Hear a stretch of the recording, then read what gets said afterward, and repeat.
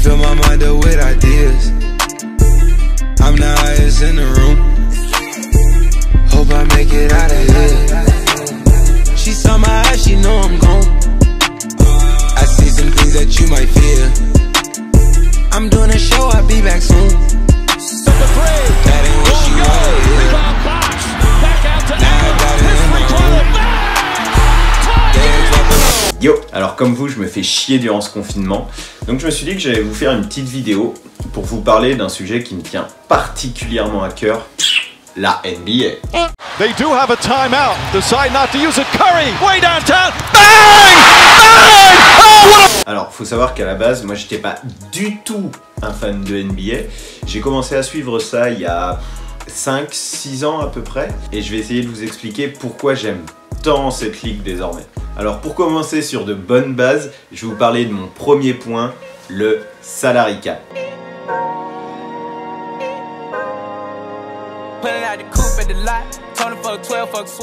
Le principe, il est super simple.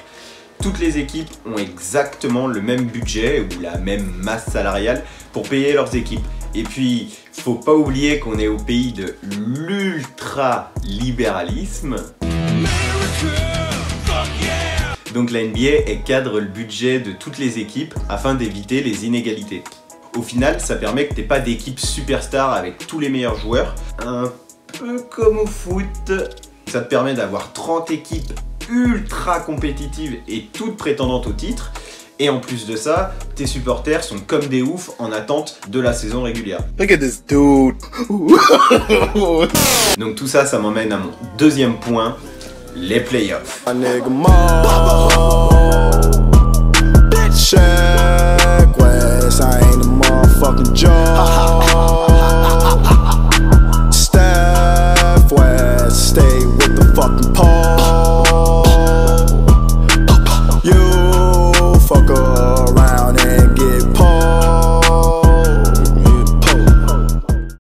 Mais pour bien vous expliquer les playoffs, va falloir que je mette un peu de contexte. Donc, en NBA, t'as 30 équipes, mais une seule ligue.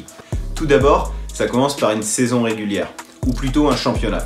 Tout le monde s'affronte, seulement, à la différence de ce qu'on peut connaître en Europe, là, on a deux classements distincts en fonction de ta situation géographique.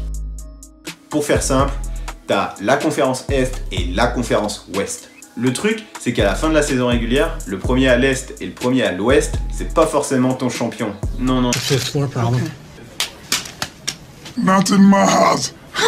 Une fois que notre saison régulière elle est finie, on passe aux choses sérieuses. Pour les playoffs, on prend nos 8 meilleures équipes à l'Est et nos 8 meilleures équipes à l'Ouest et on les fait s'affronter. Fight! Histoire que ta saison régulière elle n'est pas servie à rien, ton classement en championnat détermine ta place en playoff. Donc le premier affronte le 8e, le deuxième le 7e, le troisième le 6e et le quatrième le 5e. À la suite de ça, on a une demi-finale et une finale de conférence pour arriver à l'aboutissement d'une carrière, la finale NBA.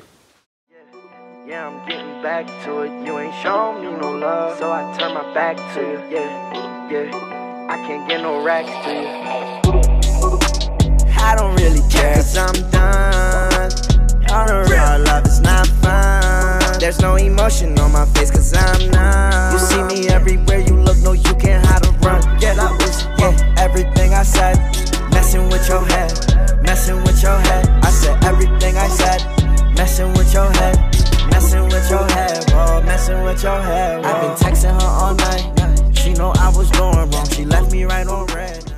L'avantage des playoffs par rapport à un championnat lambda, c'est que tu connais pas ton champion 1-2 semaines avant la fin du championnat, puisque toutes les cartes sont redistribuées au début des playoffs. What the fuck was that? Maintenant que vous savez comment ça se passe en haut de tableau, on va voir comment ça se passe en bas de tableau. Et j'en viens à mon point numéro 3, la draft. Used to like where I was at, but when I'm looking back, there was nothing great about being normal. Always good love for my city, they stay fucking with me, but nigga, I hate being local. Nigga, I came here to do all the shit that I want, so why the fuck I have to be formal? So many bitches I wanted to take the next level, but I'd rather keep it as cordial. When they be calling me, I'll be like...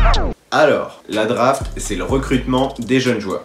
Plus t'es nul, plus t'as de chance d'avoir un très bon jeune. En plus de l'égalité de salaire, ça permet une égalité au niveau du niveau de jeu des équipes. Pour entrer en NBA, il n'y a pas 46 000 moyens, faut passer par la draft. Stacking it in with the top, now I'm starting alright. I'm starting right, damn my money's right. The Orlando Magic selects Shaquille O'Neal, Dwayne Wade, Scott Pippen, Blake Griffin, Kobe Bryant, David Robinson, Allen Iverson, Patrick Ewing. Le truc avec la draft, c'est qu'il y a aussi une part de chance. Un mec peut être très fort en système universitaire ou à l'étranger et arriver en NBA et être éclaté au sol.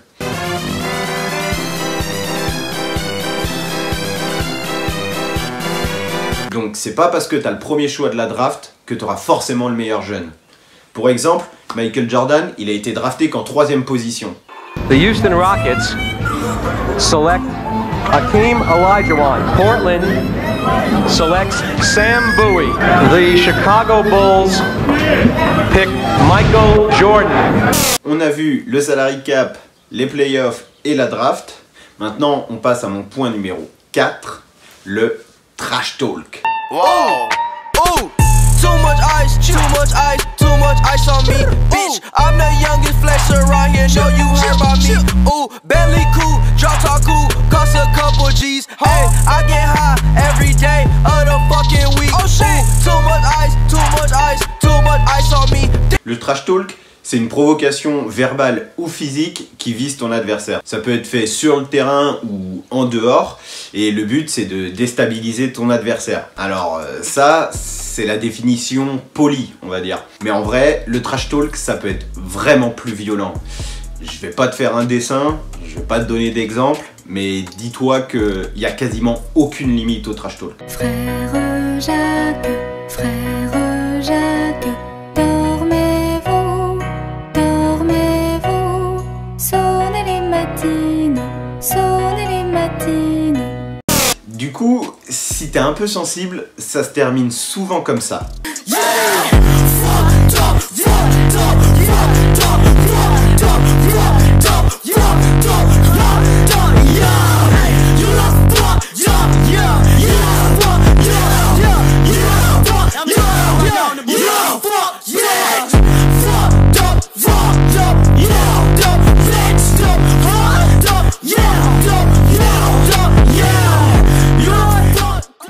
En Europe, ça n'existe pas du tout parce que les gens assimilent ça à un manque de respect. Mais il faut savoir qu'aux États-Unis, c'est une pratique monnaie courante, que ce soit en amateur ou en professionnel, dans tous les sports. Et les plus grands joueurs de la ligue, comme Jordan, Kobe ou Bird, c'était des mecs qui adoraient pratiquer le trash talk et qui en étaient des experts. Malheureusement, à cause des débordements que le trash talk engendre, la Ligue elle a mis en place des sanctions qui désormais limitent beaucoup plus le trash talk sur le terrain, au plus grand regret des supporters. Bon bah voilà, je pense que la vidéo touche à sa fin. J'espère avoir été relativement clair dans mes explications.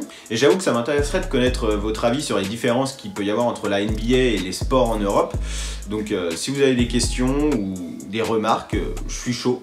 Genre s'il y a des trucs que vous aimeriez bien voir en Europe, que ce soit au foot, au hand, au rugby, etc. Ah là là, comment je fais le youtubeur. Allez, bye.